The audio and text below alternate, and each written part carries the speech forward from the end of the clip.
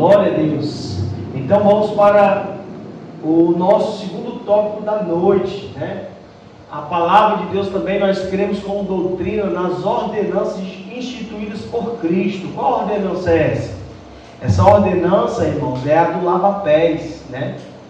A palavra de Deus, muitos não seguem esse ensinamento, mas nós, né, a Igreja Adventista da Promessa, nós cremos nessa cerimônia, né, na ordenança do lava-pé, porque é uma ordenança instituída por Cristo, e as praticamos, são elas, o batismo por imersão, né, que é o batismo, a gente já viu, e também o lava-pés e a ceia do Senhor. Essas são as ordenanças que nós praticamos ainda, principalmente isso aqui, ó, lava-pés, a ceia do Senhor, são praticadas e exercidas por cada um, né? Nós cremos no batismo, ó, também por imersão. O que é imersão? A pessoa, para que ela realmente venha ser batizada nas águas, no nome do Pai, do Filho e do Espírito Santo, ela deve mergulhar totalmente na água. Tá certo? Não, porque existe algumas religiões, algumas igrejas, que faz só chapiscar a água no rosto da pessoa. Isso não é correto, não é batismo. O batismo é por imersão. Jesus foi batizado por imersão. Os discípulos batizavam por imersão. Isso é algo que é feito, né, por meio da igreja. E a igreja segue o mesmo padrão da ordenança dada por Cristo. A cerimônia do lava-pés, que é aquele momento antes da ceia, né, que nós fazemos a exemplo de Jesus, que é o capítulo 13 todo de João, está destinado exclusivo para isso, né?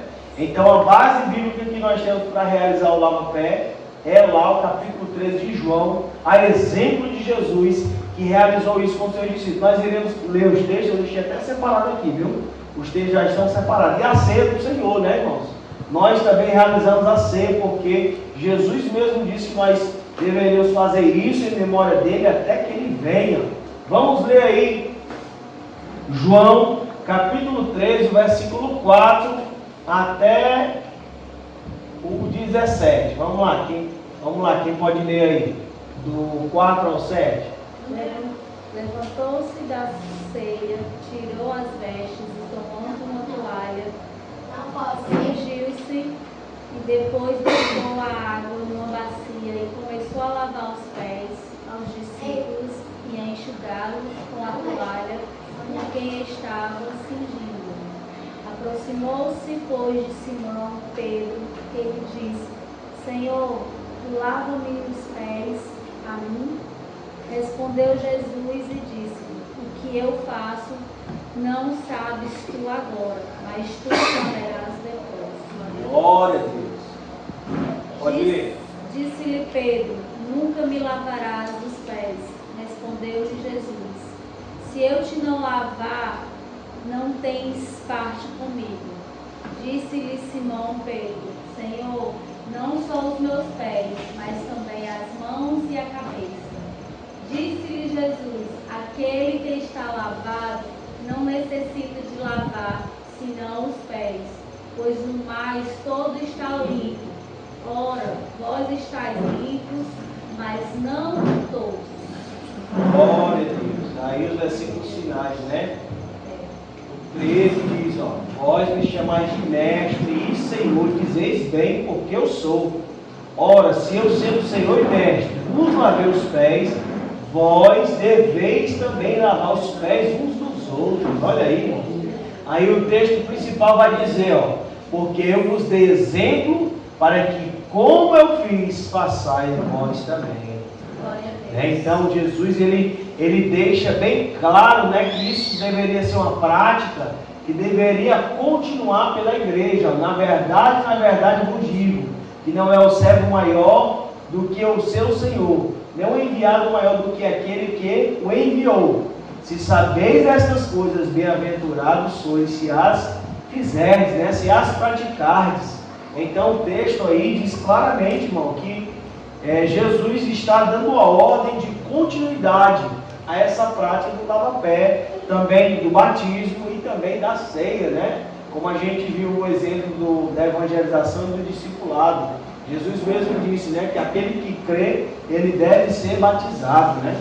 E assim Nós cremos nisso. Outro ponto importante, né, que não pode passar despercebido, a sã doutrina. O que é isso? Nós cremos na doutrina sadia, né, irmãos? Por que sã doutrina? Porque existem doutrinas que são falsas e a gente precisa tomar cuidado. E sã doutrina é justamente isso, é a doutrina sadia, a doutrina bíblica, onde ela preserva e protege os ensinamentos da palavra de Deus. Por quê? Porque existem muitas doutrinas que são até tiradas da palavra de Deus, mas só que num contexto diferente, numa tradução, numa compreensão completamente diferente. E aí nós cremos na sã doutrina, porque a própria Bíblia interpreta a própria Bíblia. Então, a palavra de Deus também, ela tem ensinamentos importantes para que a gente venha defender e também tomar cuidado para não cair em doutrinas falsas. E aí nós cremos na sã doutrina, que é um conjunto bem definido de ensinamentos inteiramente sadios, limpos, que tem por base única as sãs palavras de nosso Senhor Jesus Cristo, né? Aí eu separei o texto aí de 1 Timóteo 6, do 3 ao 6. O que diz aí? Quem pode ler? Se alguém ensina algumas outras doutrinas, que se não conformam com as sãs palavras de nosso Senhor Jesus Cristo, e com a doutrina que é segundo a piedade, é soberbo e nada sabe, mas delira acerca de questões conteúdas e palavras das quais nascem ideias, contendas, blasfêmias, ruínas e suspeitas, perversas, contendas de homens corruptos de entendimento e privados da verdade, cuidando de conhecer a verdade. Aparta-te dos tais, mas é grande ganho que vai com apertamento. Glória a Deus, né? Então a palavra de Deus vai falando aí sobre o perigo, né, das pessoas que têm uma doutrina e ensinamento além do que a palavra de Deus, do que os ensinamentos de Jesus já contém, né? Por exemplo, aí no período, Paulo está trazendo a exortação para Timóteo, porque naquele período existiam falsos mestres que traziam doutrinas além dos ensinamentos de Cristo. Por exemplo, nesse período, os fariseus, né, os judeus, eles ainda continuavam defendendo a circuncisão, continuavam defendendo os sacrifícios, algumas festas, né, de sábado, lua nova, porque para eles só o sacrifício de Cristo não era suficiente. Então eles defendiam essas doutrinas, sendo que tinha outras pessoas, né, outros gnósticos que defendiam outros pontos. E aí Paulo vem trazendo essa exortação de defesa para que os irmãos se contentassem, né, apenas com a palavra, com os ensinamentos de Jesus, porque são essenciais. Porque outro ensinamento, além do que já é dado por Jesus, esse a gente precisa ter que tomar cuidado, porque pode levar a pessoa à perdição. Então tomemos cuidado, irmão. Doutrina que é fora da Bíblia a gente não aceita, amém? A gente não concorda, então tem que ver se está de acordo com a palavra de Deus ou não. A doutrina de Deus é de valor inestimável e nos foi entregue para ser guardada íntegra, mediante a assistência do Espírito Santo em nós, que habita em nós, né? Por meio do poder do Espírito Santo que vive em nós, guarde esse precioso tesouro que foi entregue a você. Olha o que diz aí, vamos ver o que diz aí a palavra do Senhor. Olha o que diz aí. Diz, guarde esse precioso tesouro que foi entregue a você, né? Por meio do Espírito Santo. A palavra do Senhor foi entregue a cada um de nós. Nós precisamos guardar esse precioso tesouro, irmãos, para não cair em ensinamentos tortuosos, amém? Irmã Maria, cuidado comigo, irmão. Vamos ver algumas referências aí importantes, ó. Quem pode ler aí é Atos 13, 12. Atos 13, 12. Aí também 2 Timóteo, capítulo 2, versículo versículo 2, capítulo 2, versículo 2, depois capítulo 3, versículo 10 e 16. É 1 Timóteo é a segunda. Irmã Catiele, Atos 3:12. Aí a irmã Linda. 2 Timóteo 2:2 e depois 3, do 10 ao 16. 2 Timóteo 2:2, né?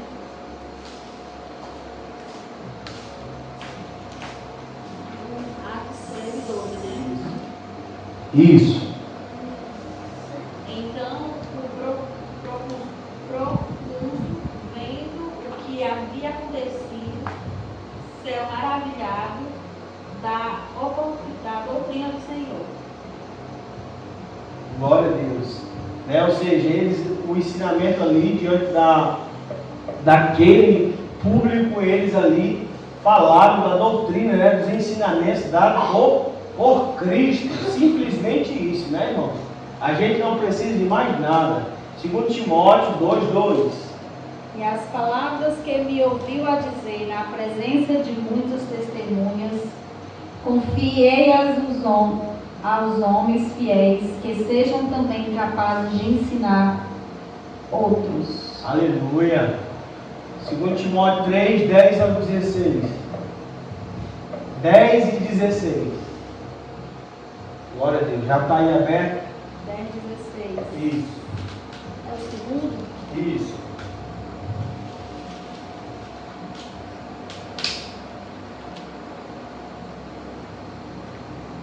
Segundo, 3, do 10 ao 16. Mas vocês têm seguido de perto o meu ensino, a minha conduta, o meu propósito, a minha fé, a minha paciência, o meu amor, a minha perseverança. Glória a Deus. E o 16, já leu? O verso 16 também. 16. É, do capítulo 3. Toda a escritura é inspirada por Deus e útil para o ensino, para a repreensão, para a correção e para a instrução na justiça. Glória a Deus. Irmão Ivanildo, lê aí Gálatas 1:6. Gálatas 1:6.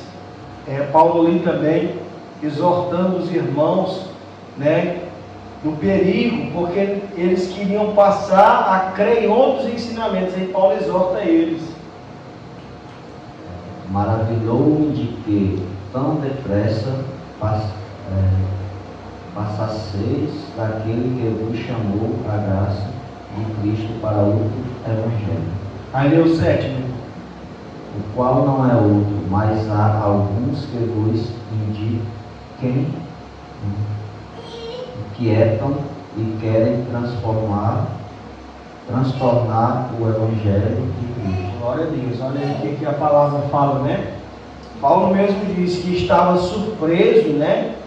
Porque os irmãos estavam passando a crer em outras doutrinas, outros ensinamentos, a não ser o de Cristo, aquilo que eles haviam pregado, né? Aí Paulo vai dizer, mas ainda que nós mesmos, verso 8 em diante, ele vai dizer de Gálatas, ainda que nós mesmos, ou um anjo do céu pregue a vocês um evangelho diferente daquele que temos pregado, que esse seja anátema. Olha aí, irmãos, palavra pesada.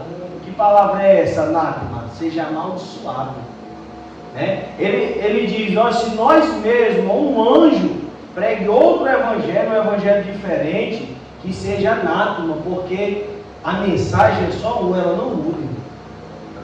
Pode mudar o tempo, a época, mas a mensagem, a palavra de Deus, ela é única, ela é imutável. Então os ensinamentos de Jesus, ele não muda, a palavra, ela não se adequa à maneira que a gente quer. É nós que devemos se adequar à vontade dos ensinamentos da palavra, né? Glória a Deus. Eu creio que deu para entender sobre essa doutrina, né? Então tudo aquilo que foge da palavra, tudo aquilo que vai contra a palavra, nós precisamos ter cuidado e precisamos preservar, né? Olha o que aqui diz, esta sã doutrina deve ser transmitida e guardada, não aprisionada, né? Transmitida sem distorção é obrigatório, né? Então, sem distorção, não podemos distorcer a palavra. Precisamos crer, né, interpretar da maneira que ela é, segundo a vontade de Deus, amém? E aí, outro tópico importante, a gente teve até a nossa tarde especial, não sei quem estava aqui presente, alguém está? Da tarde especial, que a gente falou sobre abstinência e temperança, né? A abstinência, irmãos, aqui, a palavra de Deus, nós cremos que, e entendemos pela Bíblia que Deus, o Deus Santo, soberanamente classificou e caracterizou e denominou os animais que poderiam ser usados como alimento pelo seu povo. Entendemos ainda que a doutrina bíblica da abstinência também é associada à santidade e continua válida para nós, né? Ou seja, a doutrina da abstinência é justamente a dieta bíblica sobre a distinção dos animais que para Deus são considerados puros e dos animais que são classificados impuros, né?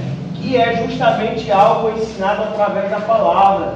Muita gente diz assim: mas Deus criou apenas para o povo ali, que estava saindo do Egito, que estava entrando na terra prometida para ter uma dieta diferente. Mas não, já era algo praticado desde o início ali da criação de Deus e principalmente no período em que ocorre o dilúvio. Ali nós já vemos Deus fazendo a distinção por Noé. Por quê? Foram colocados 7 pares dos animais puros e apenas um par dos animais impuros. Por quê?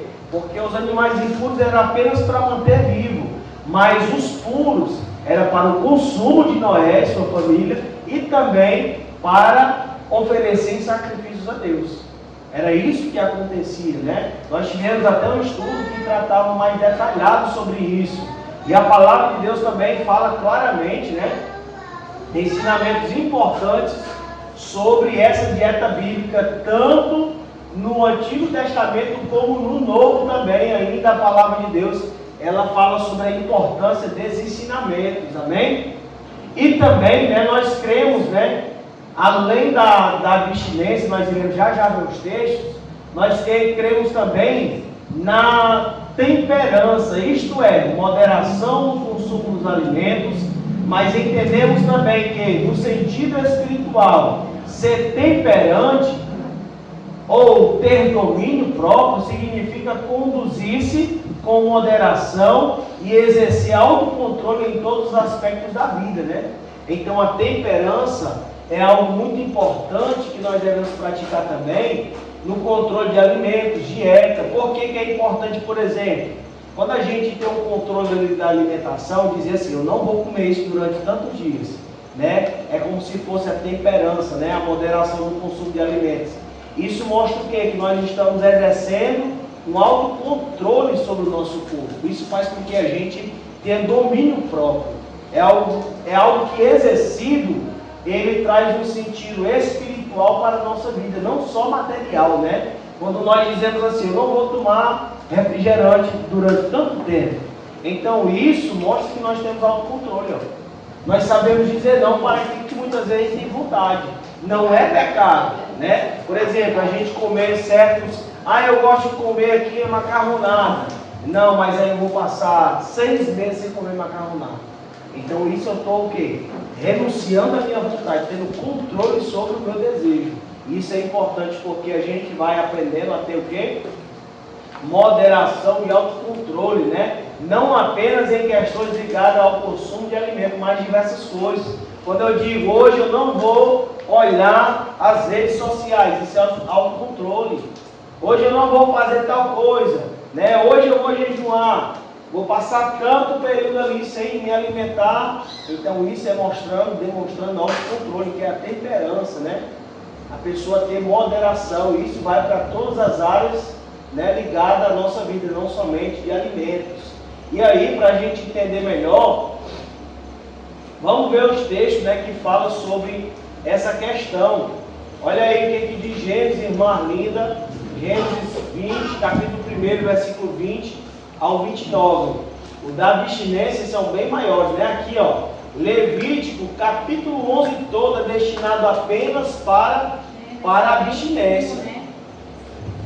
Irmã Amanda vai ler. Levítico, capítulo 11. Glória a Deus. E a irmã Linda vai ler Gênesis 1, do verso 20 ao 29. Glória a Deus. Disse também Deus: encham-se as águas de seres vivos e voem as aves sobre a terra, sobre o firmamento do céu. Assim Deus criou os grandes animais aquáticos e os demais seres vivos que povoam as águas, de acordo com as suas espécies, e todas as aves de acordo com as suas espécies. E Deus viu que ficou bom. Então Deus os abençoou, dizendo: sejam férteis e multipliquem-se, encham as águas dos mares e multipliquem as aves na terra. Passarão-se a tarde e a manhã. Este foi o 5º dia. E disse Deus: produza a terra seres vivos de acordo com as suas espécies, rebanhos domésticos, animais selvagens e os demais seres vivos da terra. Glória a Deus. Cada um de acordo com a sua espécie. E assim foi. Deus fez os animais selvagens de acordo com as suas espécies, os rebanhos domésticos de acordo com as suas espécies, e os demais seres vivos da terra de acordo com as suas espécies. E Deus viu que ficou bom. Então disse Deus: façamos o homem à nossa imagem, conforme a nossa semelhança. Domine ele sobre os peixes do mar, sobre as aves do céu, sobre os grandes animais de toda a terra e sobre todos os pequenos animais que movem rente ao chão. Criou Deus o homem à sua imagem, a imagem de Deus o criou. O homem e mulher os criou. Deus os abençoou e disse: sejam férteis, multipliquem-se, encham e se subjuguem a terra. Domine sobre os peixes do mar, sobre as aves do céu, sobre todos os animais que se movem pela terra. Disse Deus: eis que lhes dou todas as plantas que nascem em toda a terra e produzam sementes, e todas as árvores que dão frutos com sementes. Elas servirão de alimentos para vocês. Glória a Deus. Olha aí, no início da criação, a palavra de Deus fala que Deus criou todos os animais, aquáticos, que voam, terrestres, domésticos. Mas aí nós vemos no finalzinho do texto, a leitura, que o Senhor, na criação do homem, fez o quê? Para que ele dominasse sobre os animais.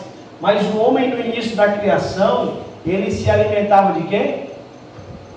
Das ervas, das frutas, das plantas. E então o homem se alimentava dessas coisas.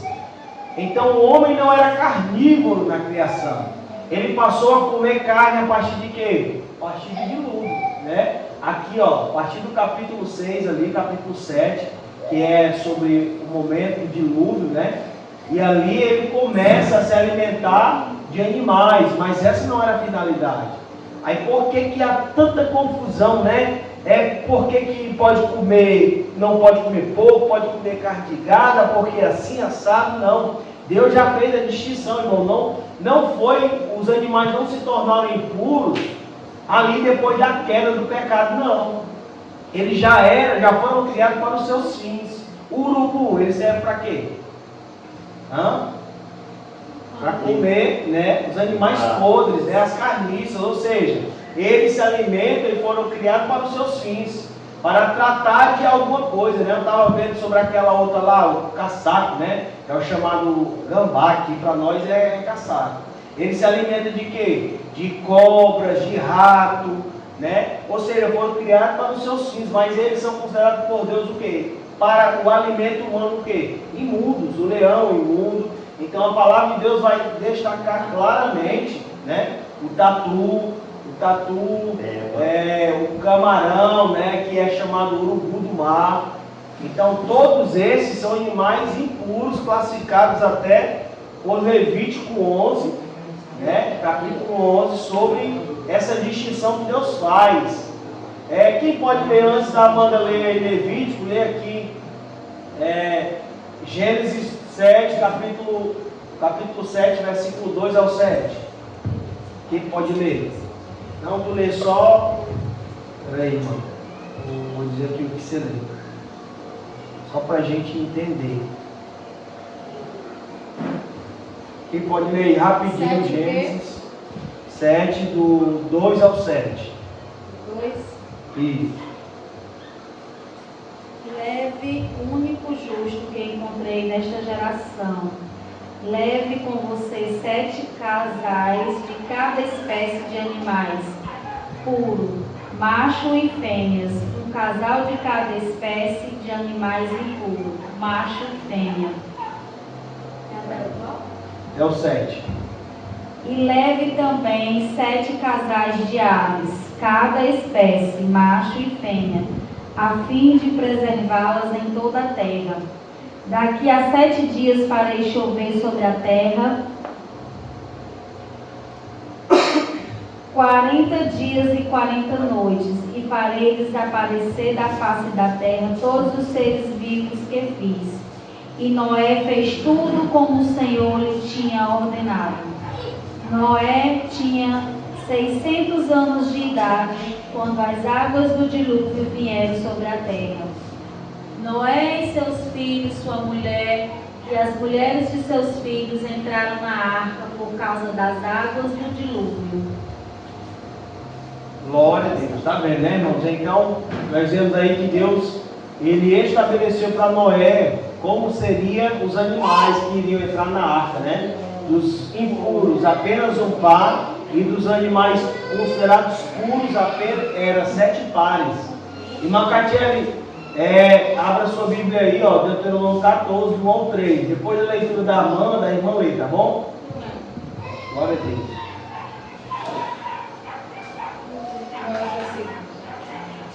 Você lê do 1 ao 13, tá bom. Até o 14. Era para ser até o 20, mas tá bom. É só do 1 ao... Não, dá para pular aqui. Pois pulei. Você lê do 1 até o 9, até o 12 e depois lê do 1 ao 12, só isso mesmo. Qual é Levítico? Levítico capítulo 11 todo, ó. Capítulo 11 todo trata disso. Ele começa a falar a partir do 4, né? Do 3. Qualquer animal que tem casco fendido e dividido em 2 unhas e que rumina, vocês não poderão comer aqueles que só ruminam. Vocês não poderão comer aqueles que só ruminam, nem os que só têm casco fendido. O camelo, embora rumine, não tem casco fendido. Considerem-o impuro. O coelho, embora rumine, não tem casco fendido. É impuro para vocês. A lebre, embora rumine, não tem casco fendido. E o porco, embora tenha casco fendido e dividido em 2 unhas, não rumina. Considerem-o impuro. Vocês não comerão a carne desses animais, nem tocarão em seus cadáveres. Considerem impuro. Todas as criaturas que vivem nas águas, no mar e nos rios, vocês poderão comer todas as que possuem barbatanas e escamas. Mas todas as criaturas que vivem nos mares ou nos rios, que não possuem barbatana e escama, quer dentre todas as pequenas criaturas que povoam as águas, quer dentre todos os outros animais das águas, serão proibidas para vocês. Por isso vocês não poderão comer a carne e considerarão impuros seus cadáveres. Aí vem aqui, ó. Essas aves, 13. Essas aves que vocês consideram impuras, das quais não poderão comer, são proibidas: a águia, o urubu, a águia marinha, o milhafre, o falcão, qualquer espécie de corvo, a coruja de orelha pequena, a coruja orelhuda, qualquer espécie de gavião. Aí vem falando a coruja, a cegonha, morcego, aí 20. Todas as pequenas criaturas enxameiam e que têm asas, mas que se movem pelo chão, serão proibidas para vocês. Dentre essas vocês, porém, poderão comer aquelas que têm pernas articuladas para saltar do chão. Dessas, vocês poderão comer os diversos tipos de gafanhoto. Aí pode comer gafanhoto, né? Pode comer gafanhoto, hein, irmão? É limpo, ó, segundo a palavra de Deus. João Batista se alimentava de mel silvestre e gafanhoto. Aí vem aqui, ó, 23. Mas considerarão impuras todas as outras criaturas que enxameiam, que têm asas e que se movem pelo chão. Não pode comer abelha. Por meio deles vocês ficarão impuros. Aí vem aqui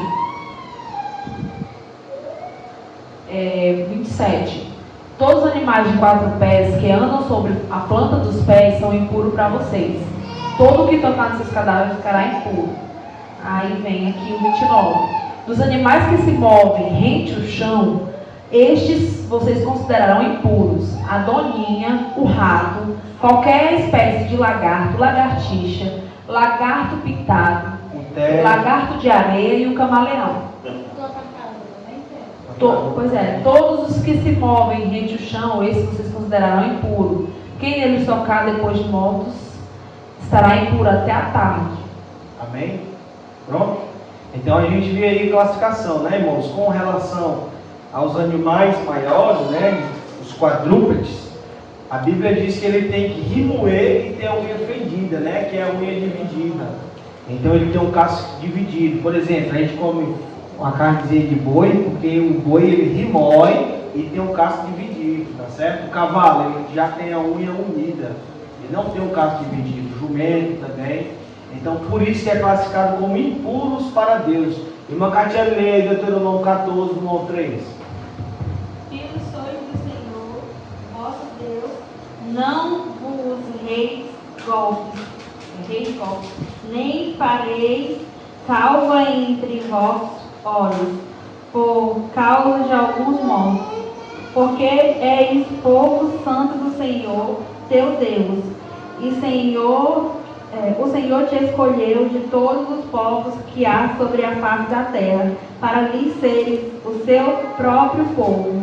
Nenhuma coisa abominável comereis. Glória a Deus. Então, nós seguimos, irmãos, por quê? Porque isso é uma instituição divina, né?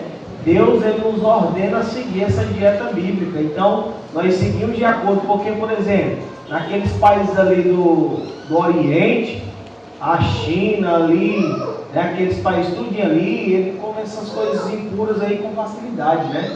Come morcego, come cururu, rato, não sei o que, gia, né?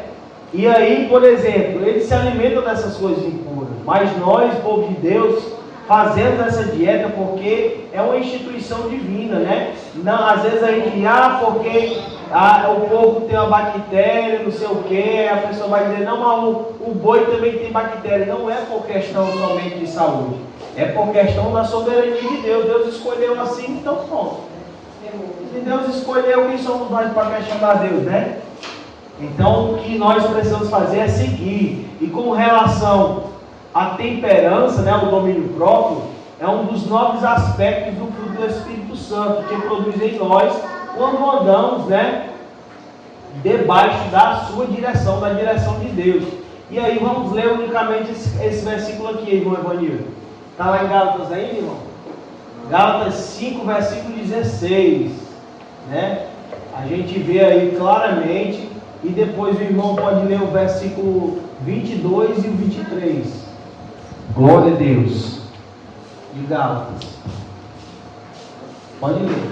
16, aí depois o irmão salta lá para o 22 e o 23. Digo, porém, andai em espírito, e não cumprireis a concupiscência da carne. Isso. Mas o fruto do Espírito é caridade, gozo, paz,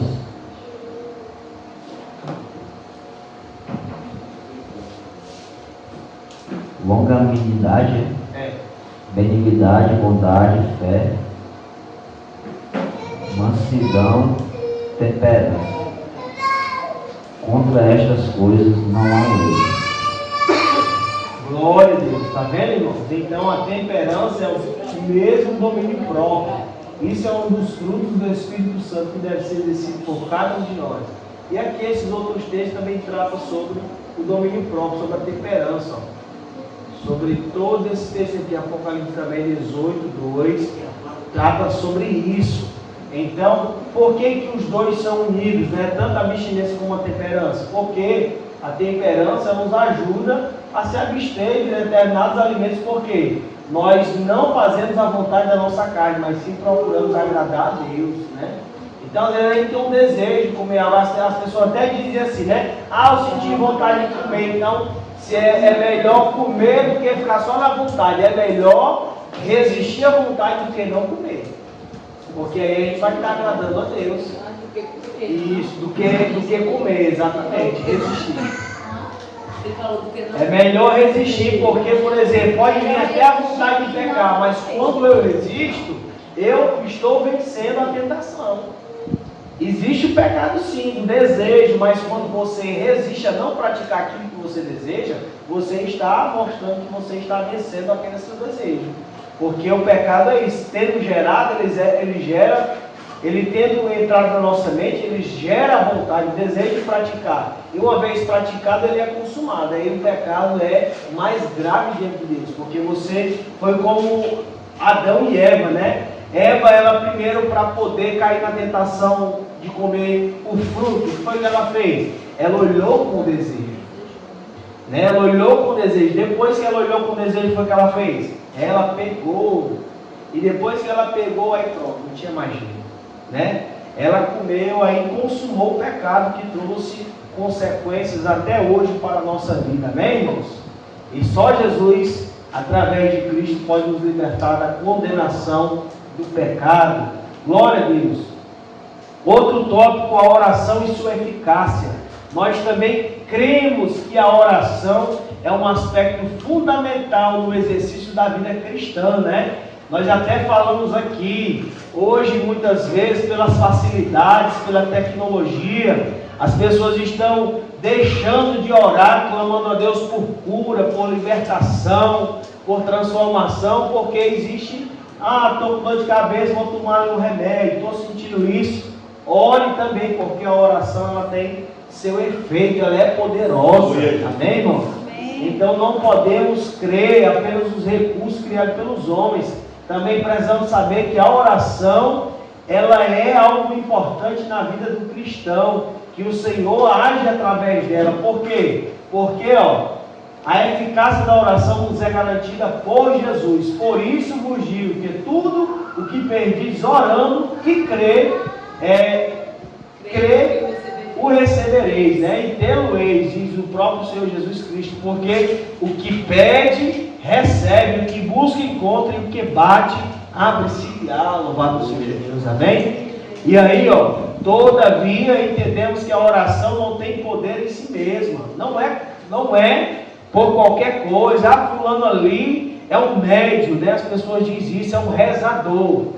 Não existe isso, irmão. A oração, ela tem sua eficácia exclusivamente por meio do poder de Jesus, né? Ela tem a sua eficiência, não é também por meio de pessoas. Algumas pessoas podem ter o dom da cura, mas a oração, ela é respondida por meio de quem? Do poder divino. Não é a pessoa que tem poder, não é a pessoa que cura. Por exemplo, os discípulos ali, a igreja primitiva, a palavra do Senhor diz que quando Pedro passava no perto dos enfermos, a sombra dele curava. Mas não era ele, o poder dele, era o quê? Era a ação, o poder de Deus através da vida dele. E ali também Paulo expulsava demônios através da oração, do poder de Deus. E muitos até pediam, né? Dai-nos desse poder a nós também, porque eles queriam agir por interesse. Mas não, irmãos, depende exclusivamente do poder divino. É Deus quem efetua por sua vontade, tanto querer como realizar. Não é nós que fazemos. Então nós oramos por alguém enfermo, crendo que o Senhor é capaz de fazer a sua vontade. Ele pode curar, pode não curar também, porque Deus utiliza os seus meios. A oração, ela tem sua finalidade, né? Assim como também a cura divina. Vamos ver aqui, né, sobre a oração. Vamos ver aqui, irmã Catiele, Jó 22, verso 27. Aí vamos aqui para Salmo, nossa irmã Arlinda, 66, versículo 18. E aí vamos aqui, irmão Evanildo, Mateus 6, do 9 ao 13. E o nosso irmão Everardo, Marcos 11, 24, irmão Everardo. Olha aí, meu irmão, se você consegue. E a nossa irmã Amanda, né? Filipenses 2,13. Aí tem um texto também de Tessalonicenses que diz, né? Orai sem cessar. Tessalonicenses 5,14, né? É 14? Pode ler. João 22, 27. Orarás e ele te ouvirá, e pregarás os teus votos. Glória a Deus, olha aí. Então, orarás a quem? A Deus. E só Ele pode ouvir, só Ele pode responder, porque vem por meio dele a ação. Salmo 66, 18. Se eu acalentasse o pecado no coração, o Senhor não me ouviria. Mas Deus me ouviu, deu atenção à oração que lhe dirigi. Olha aí.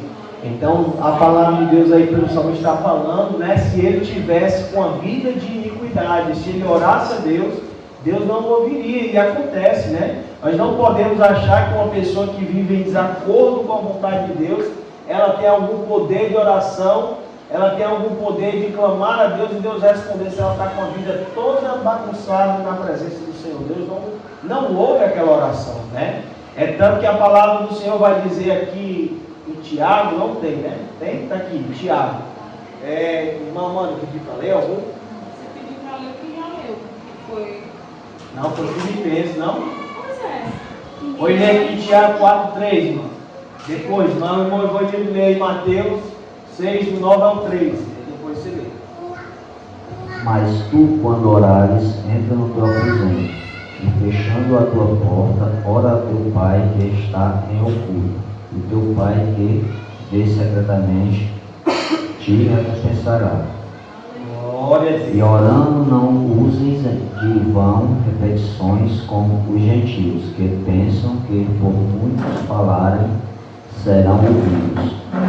Não vos assemelheis, pois a eles, porque vosso Pai sabe o que vos é necessário, antes de vós vos pedir. Portanto, vós orareis assim: Pai nosso que estás no céu, santificado seja o teu nome. Glória a Deus. Aí Jesus dá um exemplo da oração, né? E aí, irmãos, detalhe importante que não existe uma pessoa específica. Às vezes a gente pega, pastor, ora por nós, irmã, ora pela nossa vida, mas todos nós temos acesso ao trono da glória para orar a Deus, né? Deus responde. Hã? Do 9 ao 13, né? A irmã leu até o quê? 6 ao 9. 6 ao 9. Aí lá Jesus vai citar o modelo da oração do Pai Nosso, né? Aquilo dali não é um amuleto ou uma oração que deve ser somente seguida daquela forma, não. Jesus, ele ali, na oração do Pai Nosso, né? Ele ensina a maneira correta de nós orarmos, que é adorar a Deus, né? Agradecer, confessar os nossos pecados e também, né? E também encerrar ali pedindo para que Ele nos livre de todo mal. É tanto que a oração ela faz essa abrangência toda da nossa vida, né? Olha o que é que diz Tiago aí, a exortação 4:3. Quando pedem, não recebem, pois pedem por motivos errados, para gastar em seus prazeres. Isso. A oração ela não pode ser feita apenas para os nossos próprios interesses humanos. Ah, Senhor, me dá um carro, porque eu preciso ir de carro daqui para lá, né? Não pode ser somente pensando nos nossos próprios interesses. Tem que ser para fazer a vontade de Deus. O irmão consegue ler? Vou estudar para ler. Olha aí. Marcos 11, 24. Por isso, vós do... Não dá pra ter não. Tá não? Amém, irmão. Onde é, irmão? É Marcos 11, 24. Peraí. E aí, irmão, em nome de Jesus, para a gente pular para o nosso próximo ponto. Marcos 11, 24.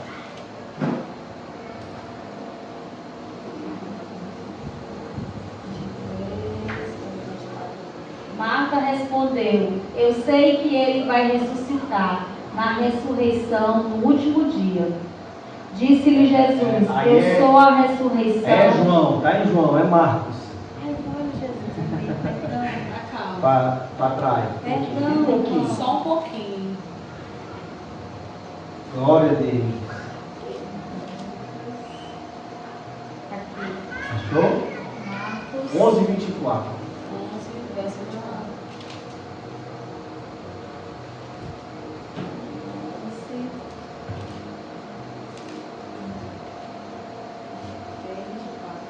Portanto, eu lhes digo: tudo que vocês pedirem em oração, creiam que já o receberão, e assim lhes sucederá. Glória a Deus, tá vendo, irmãos? A oração ela tem poder e Jesus é fiel para ouvir a nossa oração se for sincera e segundo a sua vontade, amém? Então também nós cremos na cura divina. Deus continua realizando, operando seus milagres e maravilhas, irmãos. Cremos que Deus pode curar todos os tipos de enfermidade. Contudo, cremos que ao curar alguém, Deus sempre tem um propósito. Então a cura, ela tem um propósito, que é manifestar a glória de Deus, que é testemunhar da obra de Deus. Então Deus não vai curar alguém por acaso não, mas sim porque Ele tem um propósito. Por quê? A cura pode ser efetuada para a manifestação das obras de Deus, para que o nome de Deus seja glorificado, irmão, né? Principalmente nas causas impossíveis, o nosso Deus é especialista.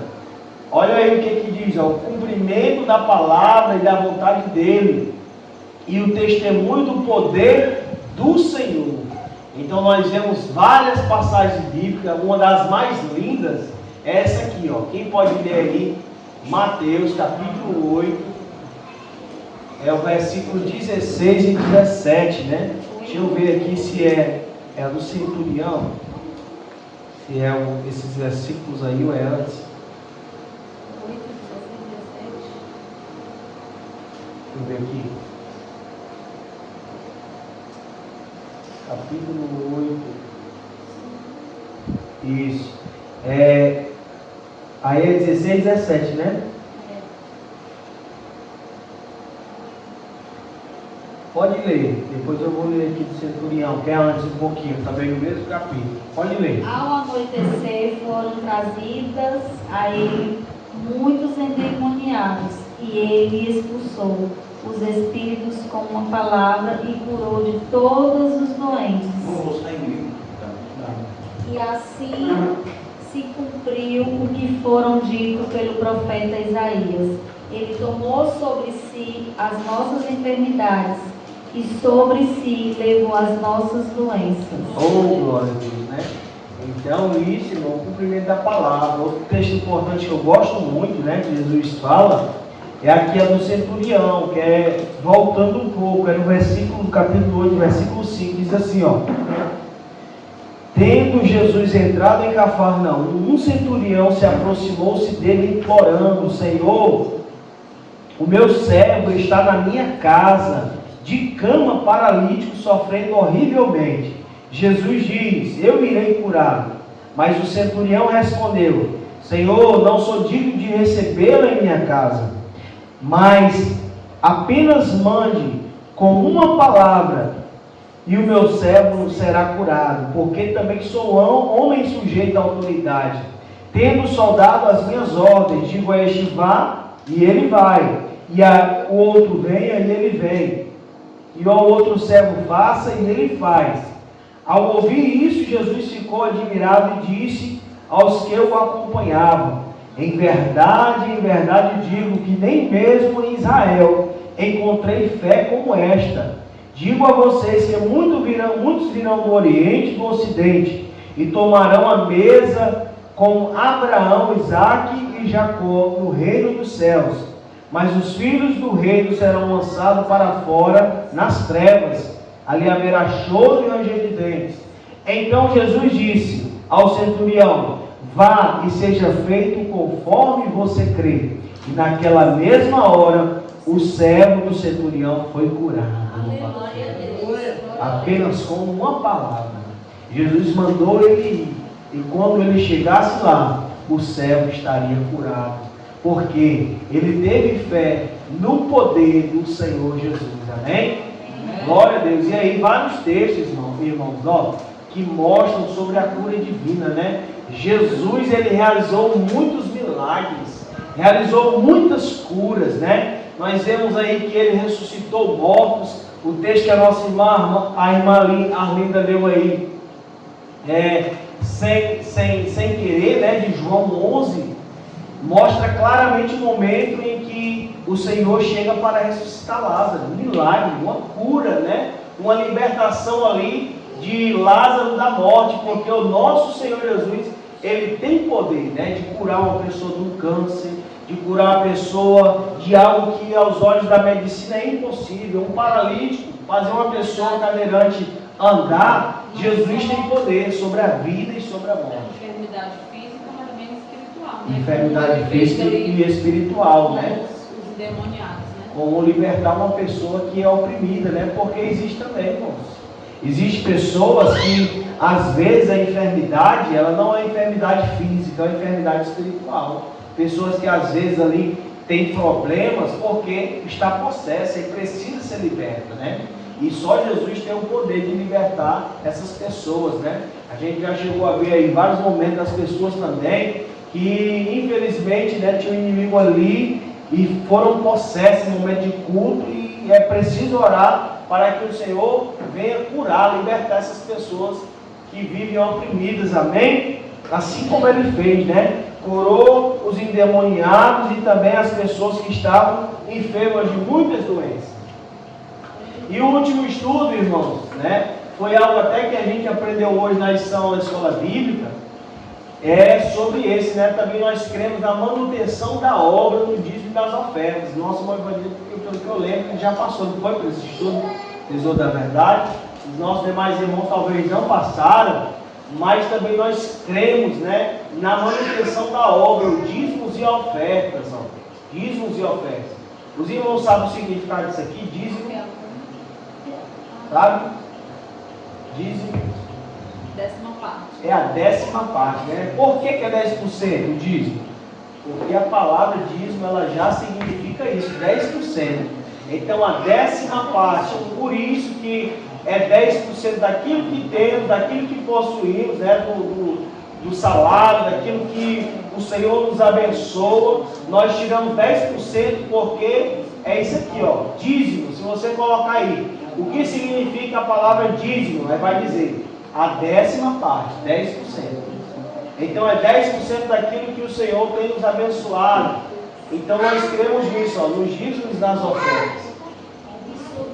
Cremos que existem duas práticas bíblicas estabelecidas por Deus como um meio de manutenção da sua obra aqui na terra, né? Ou seja, da casa do Senhor, da obra de Deus. Então, essa manutenção ocorre através de quê? Através dos dízimos, das ofertas. São esses subsídios, né, que têm permitido a igreja cumprir sua missão no mundo. Entretanto, dízimos e ofertas não são um compromisso que temos com a igreja. Isso aqui é muito importante, irmãos, né? Não é compromisso com a igreja, não é compromisso com o pastor, com as mulheres, não. É compromisso com o próprio Deus. Por quê? É Ele quem estabelece essa ordenança, amém? É o próprio Deus que estabelece a ordenança dos dízimos e das ofertas. Olha o que é que diz aqui, algo muito importante, ó.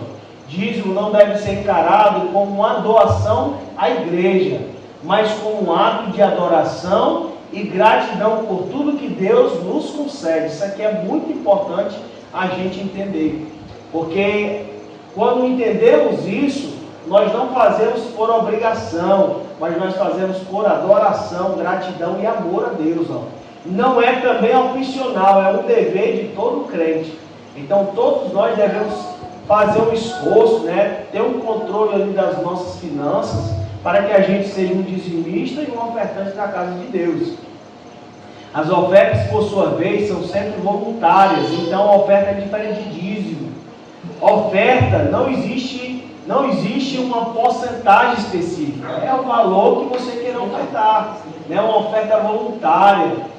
Você recebeu ali uma bênção, você quer ofertar a Deus, aí você oferta a maneira, o valor que você quiser, não tem um valor específico para a oferta.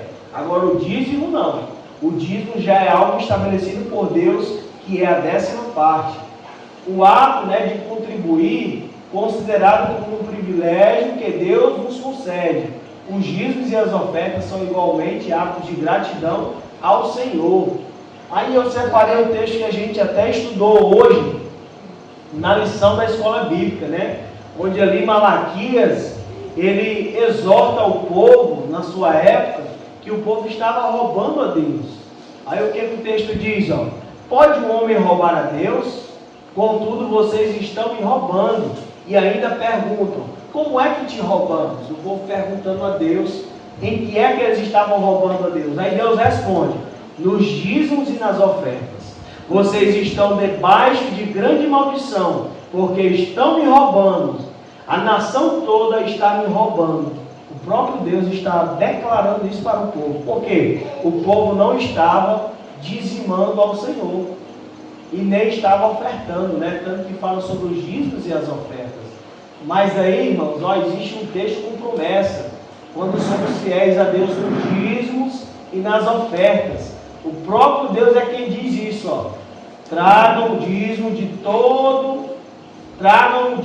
todo ao depósito do templo, para que haja alimento na minha casa, né? Mantimento. Ponham-me à prova, diz o Senhor dos Exércitos. É o Senhor quem diz, vejam se eu não vou abrir as comportas dos céus e derramar sobre vocês tantas bênçãos que nem terão onde guardá-las. Olha aí, é Deus quem garante isso, irmão. Não é o homem, não é o pastor, não é a igreja, mas é o próprio Deus quem declara isso. Nessa palavra aqui foi dita por meio do profeta Malaquias pelo próprio Deus. Foi o Senhor quem disse, diz o Senhor dos Exércitos. E o Senhor, ele afirma ainda o que? Impedirei que as pragas devorem as suas colheitas, e as videiras dos campos não perderão seu fruto, diz o Senhor dos Exércitos.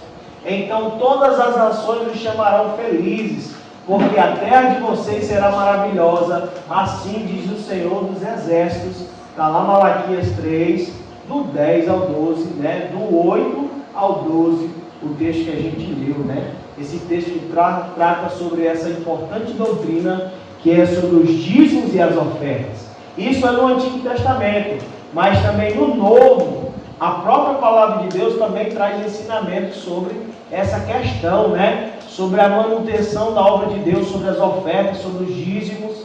Vamos ver o que diz aí, irmão Ivanildo. 2 Coríntios, capítulo 8, verso 4 ao 11. Nossa irmã Arlinda, capítulo 9, também de 2 Coríntios, 5 ao 7. E a nossa irmã Catiele, 7 ao 8 de Hebreus. Só para a gente finalizar o nosso estudo de hoje, irmãos. Estamos concluindo em nome de Jesus.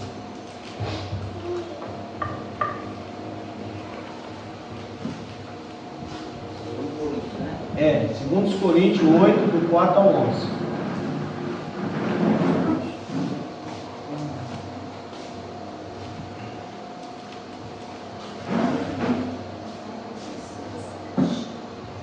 Glória a Deus.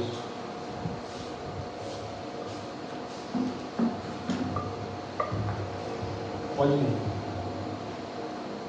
Pedindo-nos com muito rogos a graça, comunicação